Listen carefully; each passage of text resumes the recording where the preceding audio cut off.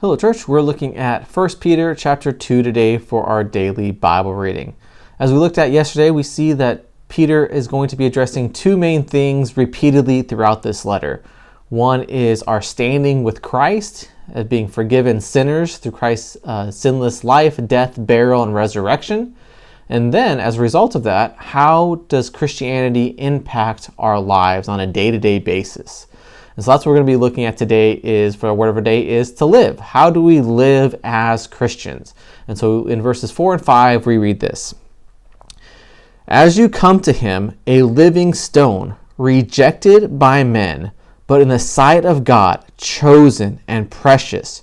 You yourselves, like living stones, are being built up as a spiritual house, to be a holy priesthood, to offer spiritual sacrifices acceptable to God through Jesus Christ.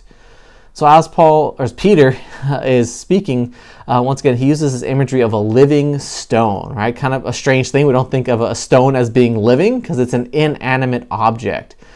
But I think Peter is addressing this aspect of a stone as something that's permanent, something that's strong, something that can endure being pounded and stepped on repeatedly. I think of the old Roman roads that stretched throughout the Roman Empire were these cobbled stones that some of them even now 2,000 years later are still there. People can still walk on them and step on them. And I think that's the imagery that Peter is addressing here, this perseverance, this endurance that you can have as a Christian.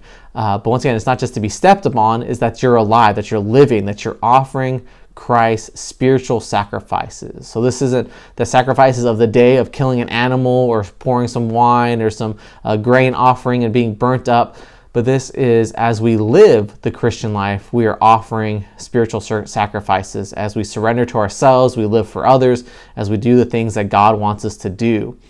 And he kind of goes on to talk about this next session. How do you then, as Christians, how are you living sacrificial lives? It's how we submit to authority, how you submit to the government, how you submit to bosses. And so that's what he's looking at the rest of the chapter. So my encouragement is once again that you view your life as a living stone, that everything you do, the relationships that God has placed you in are there for you to be a light, to live differently, to be a living stone, to be offering your words, your deeds, your actions, your talents, your treasures, everything to God in service to other people. And so be encouraged, church. Live a life that is pleasing and honoring to God. All right, have a great day.